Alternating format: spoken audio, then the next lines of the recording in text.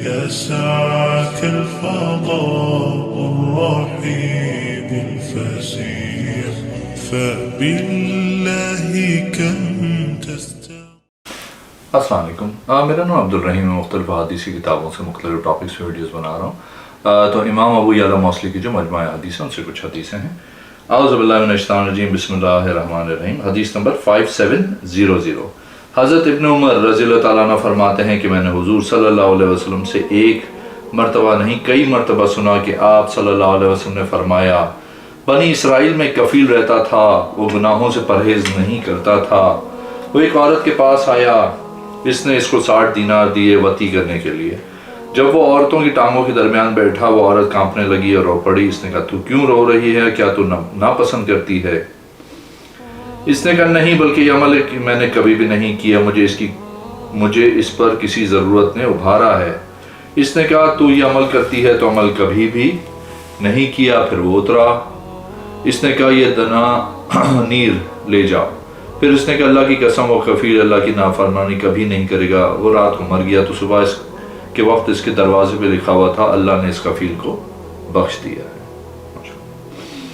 ایک اور حدیث ہے 5701. حضرت ابن عمر رضی اللہ تعالیٰ عنہ فرماتے ہیں کہ میں نے حضور صلی اللہ علیہ وسلم سے سنا، آپ صلی اللہ علیہ وسلم نے فرمایا جو قاضی ہو ظلم کا فیصلہ کرے وہ اہل جہنم سے ہے، جو فیصلہ کرتا ہے بے علمی کے ساتھ وہ بھی اہل جہنم میں سے ہے.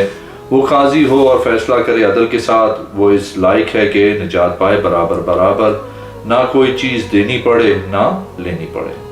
ایک اور حدیث ہے 5702. حضرت ابن عمر رضی اللہ تعالیٰ عنہ فرماتے ہیں میں ایک نماز میں حضور صلی اللہ علیہ وسلم کے ساتھ تھا. صحابہ کرام میں سے ایک نے کہا اللہ اکبر کبیرہ والحمدللہ کثیرہ وسبحان اللہ بکرۃ واصیلا. جب حضور صلی اللہ علیہ وسلم نماز سے فارغ ہوئے تو آپ صلی اللہ علیہ وسلم نے فرمایا کلمات کہنے والا کون ہے؟ تمام صحابہ کرام خاموش رہے. قوم میں سے ایک آدمی نے عرض کیا یا رسول اللہ صلی اللہ علیہ وسلم میں نے کہے تھے. آپ صلی اللہ علیہ وسلم سے عرض کی میں نے اس کے ساتھ بھلائی کا ارادہ کیا. تو حضور صلی اللہ علیہ وسلم نے فرمایا آسمان کے 8 دروازے اس کے لیے کھول دیے گئے ہیں. ایک اور حدیث ہے 5703. حضرت عبداللہ بن عمر رضی اللہ تعالیٰ عنہ فرماتے ہیں کہ حضور صلی اللہ علیہ وسلم نے فرمایا سب سے ادنا درجے جنتی وہ ہے جو دیکھے گا اپنی سلطنت تو اسے اس کی انتہا نظر آئے گی. وہ اپنی بیویوں حوروں اور پلنگوں کو دیکھے گا. اور سب سے افضل وہ جنتی ہوگا جو اللہ کی زیارت ہر دن میں 2 مرتبہ کرے گا. ایک اور حدیث ہے 5704. حضرت عبدالعزیز بن مروان نے حضرت ابن عمر رضی اللہ تعالیٰ عنہ کی طرف خط لکھا کہ اپنی ضرورت مجھ پہ پیش کریں. حضرت ابن عمر رضی اللہ تعالیٰ عنہ اس کا جواب لکھا رسول اللہ صلی اللہ علیہ وسلم نے فرمایا اوپر والا ہاتھ نیچے والے ہاتھ سے بہتر ہے ابتدا اس سے کہ جو تیرے زیر کفالت ہے. میں آپ سے کچھ نہیں مانگتا ہوں اور میں اس رزق کو نہیں لوٹاتا ہوں جو مجھے تیری طرف اللہ نے دیا ہے. ایک اور حدیث ہے 5705. حضرت ابن عمر رضی اللہ تعالیٰ عنہ فرماتے ہیں حضور صلی اللہ علیہ وسلم نے فرمایا ایک آدمی کو فرمایا تو اور تیرا مال تیرے باپ کا ہے. ایک اور حدیث ہے 5706. حضرت عبد الرحمن بن سمرہ رضی اللہ تعالیٰ عنہ فرماتے ہیں کہ ابن عمر رضی اللہ تعالیٰ عنہ نے کچھ لوگ دیکھے. اس کے بعد فرمایا کہ آپ صلی اللہ علیہ وسلم نے فرمایا کیا تم میں سے کوئی اس بات سے عاجز ہے کہ حضرت آدم علیہ السلام کے بیٹوں کی مانند بن جاؤ؟ جب کوئی آدمی اس کو قتل کرنے کے ارادے سے آئے قاتل جہنم میں اور مقتول جنت میں. ایک اور حدیث ہے حدیث نمبر 5707. حضرت ابن عمر رضی اللہ تعالیٰ عنہ فرماتے ہیں کہ حضور صلی اللہ علیہ وسلم کے پاس خشک کھجوروں کا رس گھڑے میں لایا گیا اس حالت میں کہ آپ مسجد فدیق میں موجود تھے. آپ صلی اللہ علیہ وسلم نے اس کو نوش فرمایا. اس کے لیے اس مسجد کا نام فدید رس والی مسجد رکھا گیا تھا. ایک اور حدیث ہے 5708. حضرت ابن عمر رضی اللہ تعالیٰ عنہ فرماتے ہیں حضور صلی اللہ علیہ وسلم عرفات میں وادی نمرہ میں اترتے تھے. ایک اور حدیث ہے 5709. حضرت داؤد بن ابی عاصم سقفی فرماتے ہیں کہ میں نے حضرت ابن عمر رضی اللہ تعالیٰ عنہ سے نام نماز کے متعلق پوچھا کہ کیا آپ نے حضور صلی اللہ علیہ وسلم سے اس کے متعلق سنا ہے؟ میں نے کہا جی ہاں میں اس پہ ایمان لایا.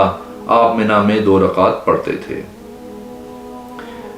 ایک اور حدیث ہے 5710 حضرت ابن عمر رضی اللہ تعالیٰ عنہ فرماتے ہیں حضور صلی اللہ علیہ وسلم نے 2 کھجوروں کو ملا کے کھانے سے منع کی یہاں تک کہ اس کا ساتھی اجازت دے دیں۔ ایک اور حدیث ہے 5711 حضرت ابن عمر رضی اللہ تعالیٰ عنہ فرماتے ہیں کہ میں نے حضور صلی اللہ علیہ وسلم کے ہاتھ مبارک کا بوسہ لیا۔ ایک اور حدیث ہے 5712 حضرت ابن عمر رضی اللہ تعالیٰ عنہ فرماتے ہیں کہ حضور صلی اللہ علیہ وسلم نے فرمایا داڑھی بڑھاؤ اور مونچھیں چھوٹی کرواؤ۔ ایک اور حدیث ہے 5713 حضرت ابو نعیم فرماتے ہیں ایک آدمی نے ابن عمر سے سوال کیا کہ حالت احرام میں مچھر مارنے کے متعلق کیا حکم ہے؟ آپ رضی اللہ تعالیٰ نے فرمایا تو کہاں کا رہنے والا ہے؟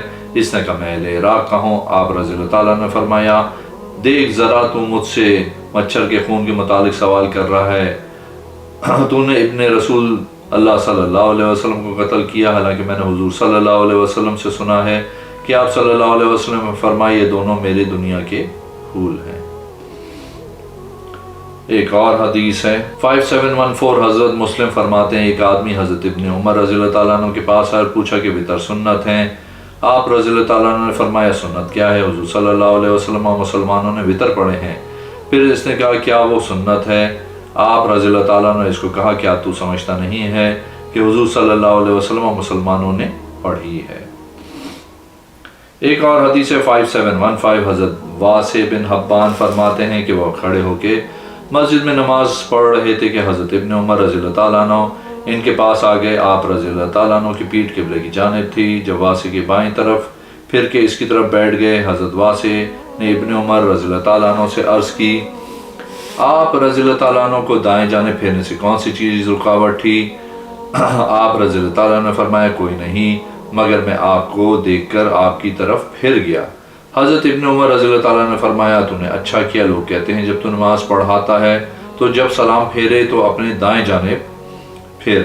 حضرت ابن عمر نے فرمایا جب تو نماز پڑھتا ہے تو چاہیے کہ دائیں جانب یا بائیں جانب پھیرے۔ حضرت ابن عمر نے فرمایا دوسرے لوگ کہتے ہیں جب قضاء حاجت کی پیٹھ کو قبلے رخ نہ کیا کرو، نہ بیت المقدس کی طرف ہو۔ میں ایک دن اپنے گھر کی چھت پہ تھا، میں نے رسول اللہ صلی اللہ علیہ وسلم کو دیکھا قضاء حاجت کرتے ہوئے۔ امام ابو یعلا کو شک ہے کہ آپ نے بیت المقدس کی طرف منہ کیا۔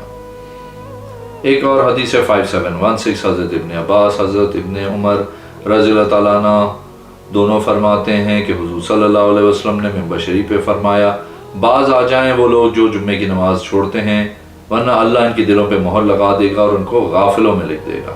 ایک اور حدیث 5717 حضرت ابن عمر رضی اللہ تعالیٰ عنہ فرماتے ہیں حضور صلی اللہ علیہ وسلم نے سجدہ کیا پہلی رکعت کا ظہر کی نماز کا۔ صحابہ کرام رضی اللہ تعالیٰ عنہ نے خیال کیا آپ صلی اللہ علیہ وسلم نے تنزیل السجدہ پڑھا ہے۔ ایک اور حدیث 5718 حضرت ابن عمر رضی اللہ تعالیٰ عنہ فرماتے ہیں حضور صلی اللہ علیہ وسلم نے فرمایا اپنے غلام کو نہ مارو، تم نہیں جانتے کہ تم کیا موافقت کر رہے ہو۔ ایک اور حدیث 5719 حضرت مولا بنی ہاشم سے روایت ہے کہ حضرت عبداللہ بن عمر رضی اللہ تعالیٰ عنہ نے اپنے غلام کو دیکھا، اس کا نام یسار تھا، وہ فجر کے بعد نماز پڑھ رہا تھا۔ حضرت ابن عمر رضی اللہ تعالیٰ عنہ نے اس کو منع کیا، اس نے عرض کی میرا حصہ باقی تھا۔ حضرت عبداللہ رضی اللہ تعالیٰ نے اس کو فرمایا کیا تو اس سورج کے طلوع ہونے تو موخر نہیں کر سکتا تھا؟ پھر حضرت عبداللہ رضی اللہ تعالیٰ نے فرمایا حضور صلی اللہ علیہ وسلم ہم پہ نکلے اس حال میں کہ لوگ نماز پڑھ رہے تھے فجر کے بعد۔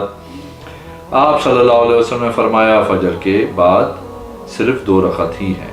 ایک اور حدیث 5720 حضرت ابن عمر رضی اللہ تعالیٰ عنہ فرماتے ہیں حضور صلی اللہ علیہ وسلم نے فرمایا جس نے کھانا 40 دن تک روکے رکھا اللہ اور اس کا رسول اس سے بری ذمہ ہے، کوئی پڑوسی صبح کرے بھوک کی حالت میں اللہ اس کے ذمے سے بری ہے۔ ایک اور حدیث 5721 حضرت مغیث بن سمی فرماتے ہیں کہ ہم کو حضرت عبداللہ بن زبیر رضی اللہ تعالیٰ عنہ نے صبح کی نماز اندھیرے میں پڑھائی۔ حضرت ابن عمر رضی اللہ تعالیٰ عنہ میرے پہلو میں تھے، جب حضرت ابن زبیر رضی اللہ تعالیٰ عنہ نے سلام پھیرا میں نے عرض کی اے ابو عبد الرحمن یہ کون سی نماز ہے؟ آپ رضی اللہ تعالیٰ نے فرمایا یہ نماز میں نے رسول اللہ صلی اللہ علیہ وسلم کے ساتھ حضرت ابو بکر و عمر رضی اللہ تعالیٰ عنہ کے ساتھ پڑھی ہے۔ جب حضرت عمر رضی اللہ تعالیٰ عنہ شہید کر دیے گئے تو حضرت عثمان رضی اللہ تعالیٰ عنہ نے خوب روشنی میں پڑھائی تھی۔ ایک اور حدیث 5722 حضرت ابن عمر رضی اللہ تعالیٰ عنہ فرماتے ہیں حضور صلی اللہ علیہ وسلم نے عصر سے پہلے 4 رکعتیں ادا فرمائیں۔ ایک اور حدیث ہے 5723 حضرت ابن عمر رضی اللہ تعالیٰ عنہ فرماتے ہیں حضور صلی اللہ علیہ وسلم جب آرام کرتے تو مسواک کرتے، جب صبح اٹھتے تو مسواک سے ابتدا کرتے تھے۔ ایک اور حدیث ہے 5724 حضرت عبداللہ بن عمر رضی اللہ تعالیٰ عنہ فرماتے ہیں کہ حضور صلی اللہ علیہ وسلم نے فرمایا بغیر وضو کے نماز قبول نہیں۔ ایک اور حدیث ہے 5725 حضرت صفوان بن محرز رضی اللہ تعالیٰ عنہ سے روایت ہے کہ ایک آدمی نے حضرت ابن عمر رضی اللہ تعالیٰ عنہ سے پوچھا آپ نے حضور صلی اللہ علیہ وسلم سے سرگوشی کے متعلق کیا سنا ہے؟ فرمایا بندہ اپنے رب کے قریب ہوگا، اللہ عز و جل اپنے دست قدرت اس کے کندھے پہ رکھے گا، اس سے گناہوں کا اقرار کروائے گا، تو نے وہ کیا، تو نے وہ بھی کیا۔ بندہ عرض کرے گا جی ہاں اے میرے رب، اللہ عز و جل فرمائے گا بے شک میں نے دنیا میں تیرے گناہوں پہ پردہ ڈالا تھا، آج کے دن بھی میں تجھے معاف کر رہا ہوں، اس کو نیکیوں کا صحیفہ دیا جائے گا۔ وہ کہے گا آؤ اس کو پڑھو۔ بہرحال منافقوں کو پکارا جائے گا، یہ وہ لوگ ہیں جنہوں نے اپنے رب پر جھوٹ باندھا، خبردار ظالموں پہ اللہ کی لعنت ہو۔ ایک اور حدیث ہے 5726 حضرت عبداللہ بن عمر رضی اللہ تعالیٰ عنہ فرماتے ہیں حضور صلی اللہ علیہ وسلم نے فرمایا جماعت کے ساتھ نماز پڑھنا اکیلے نماز پڑھنے سے 27 گنا زیادہ ثواب ہے۔ ایک اور حدیث ہے 5727 حضرت عبداللہ بن اسما فرماتے ہیں کہ میں نے حضرت ابن عمر رضی اللہ تعالیٰ عنہ کو فرماتے ہوئے سنا کہ رسول اللہ صلی اللہ علیہ وسلم نے ہم کو بتایا قبیلہ ثقیف میں ایک ہلاک کرنے والا اور جھوٹا ہوگا۔ ایک اور حدیث ہے 5728 حضرت ابن عمر رضی اللہ تعالیٰ عنہ فرماتے ہیں ایک دن رسول کریم صلی اللہ علیہ وسلم نے جہاد میں دلچسپی کا مظاہرہ کیا، بس لوگ آپ صلی اللہ علیہ وسلم کے پاس جمع ہو گئے، یہاں تک کہ انہوں نے اس قدر بھیڑ کی کہ آپ صلی اللہ علیہ وسلم پریشان ہو گئے۔ آپ صلی اللہ علیہ وسلم کے ہاتھ میں چھڑی تھی جس کے بعض کانٹے اتار لیے گئے تھے اور کچھ باقی تھے وہ محسوس نہ ہوتے تھے، بس آپ صلی اللہ علیہ وسلم نے حکم دیا اس طرح پیچھے ہو جاؤ، تم نے تو مجھے پریشان کر دیا ہے۔ بس نبی کریم صلی اللہ علیہ وسلم کی چھڑی ایک آدمی کے پیٹ پہ لگی تو اس سے ہلکا سا خون آ گیا۔ وہ آدمی مجمع سے اس حال میں نکلا کہ وہ کہہ رہا تھا یہ تمہارے نبی کا فعال ہے، تو پھر لوگوں کا عمل کیا ہوگا؟ حضرت عمر رضی اللہ تعالیٰ عنہ نے اس بات کو سن لیا تو آپ نے فرمایا نبی کریم صلی اللہ علیہ وسلم کی بارگاہ میں چلو، کیا ہوا ہے؟ بس انہوں نے تجھے تکلیف دی ہے تو وہ اپنی طرف سے تجھے بدلہ بھی دیں گے، اگر تو نے جھوٹ بولا ہے تو پھر میں تیری پگڑی سے اتار کے تجھے یوں جھٹکاؤں گا کہ تیرے وضو وہیں ٹوٹ جائیں گے۔ اس آدمی کہنے کہ بڑی خوشی سے چلو، مگر میں تیرے ساتھ جانے کا ارادہ نہیں رکھتا۔ آپ رضی اللہ تعالیٰ عنہ نے فرمایا میں تجھے نہیں چھوڑوں گا۔ بس حضرت عمر رضی اللہ تعالیٰ عنہ اس کو لے کر آئے، یہاں تک کہ نبی کریم صلی اللہ علیہ وسلم کے پاس پہنچے۔ آپ نے عرض کی اس کا گمان ہے کہ آپ صلی اللہ علیہ وسلم نے اسے تکلیف پہنچائی اور اس کے پیٹ سے خون نکال دیا ہے، بس آپ کا کیا خیال ہے؟ نبی کریم صلی اللہ علیہ وسلم نے فرمایا کیا اس کی بات حق ہے، میں نے اسے تکلیف پہنچائی ہے؟ اس نے کہا جی ہاں اے اللہ کے نبی۔ آپ صلی اللہ علیہ وسلم نے فرمایا کسی نے اس کو دیکھا؟ اس نے کہا یہ مسلمانوں میں سے کچھ لوگ موجود تھے۔ اس نے کہا میں گواہی دیتا ہوں ایک ایسے آدمی کے گواہی کے ساتھ جس نے اس کو دیکھا ہے، مگر اس نے مجھے خبر دی ہے۔ بس مسلمانوں میں سے چند لوگوں نے عرض کی اللہ کے رسول آپ نے اسے بے ارادہ خون آلود کیا ہے۔ بس نبی صلی اللہ علیہ وسلم نے فرمایا تجھے وہ تکلیف پہنچی ہے، اس کے بدلے مال لے لے اور چلا جا۔ اس آدمی نے کہا جی نہیں۔ آپ صلی اللہ علیہ وسلم نے فرمایا مجھے معاف کر دے۔ اس نے کہا یہ بھی نہیں کروں گا۔ آپ صلی اللہ علیہ وسلم نے فرمایا تو کیا چاہتا ہے؟ اس نے کہا اے نبی میں تو آپ سے قصاص لوں گا۔ نبی کریم صلی اللہ علیہ وسلم نے فرمایا ٹھیک ہے۔ بس اس آدمی نے آپ صلی اللہ علیہ وسلم سے کہا ان لوگوں کے درمیان سے باہر نکل آئیں۔ بس آپ صلی اللہ علیہ وسلم اس لوگوں کے درمیان سے نکل کے باہر آ گئے اور آدمی کے لیے کھجور کی چھڑی سے قصاص بدلہ دینا ممکن بنایا۔ بس آپ صلی اللہ علیہ وسلم نے اپنے پیٹ سے کپڑا ہٹایا۔ حضرت عمر رضی اللہ تعالیٰ عنہ آئے تاکہ نبی کریم صلی اللہ علیہ وسلم کو پیچھے سے روک لیں، ہمیں راحت پہنچائیے، خدا را اپنی جوتی سے گرے اور تیرے ڈانٹ ٹوٹ جائیں اللہ کرے۔ بس جب وہ آدمی نبی کریم صلی اللہ علیہ وسلم کے قریب ہوا تاکہ نبی کریم صلی اللہ علیہ وسلم کو کچھ دے تو اس نے چھڑی پھینک دی اور آپ صلی اللہ علیہ وسلم کی ناف کو بوسہ دیا اور اس کی میں نے یہ ارادہ کیا تھا تاکہ ہم آپ کے بعد آنے والے ظالم بادشاہوں کا قلع کما کر سکیں۔ بس حضرت عمر رضی اللہ تعالیٰ نے فرمایا تو مجھ سے بھی زیادہ مضبوط عمل کرنے والا ثابت ہوا ہے۔ ایک اور حدیث ہے، حدیث نمبر 5729 حضرت عبداللہ بن عمر رضی اللہ تعالیٰ عنہ نے فرماتے ہیں رسول اللہ صلی اللہ علیہ وسلم نے فرمایا جب تم اپنے مردوں کی قبروں میں رکھو تو یہ پڑھو بسم اللہ و علی سنت رسول اللہ۔ اگر آپ نے میرے چینل کو اب تک سبسکرائب نہیں کیا تو پلیز کیجیے، اس ویڈیو کو لائک کیجیے، اگلے میں انشاءاللہ حاضر ہوں گا۔ اللہ حافظ۔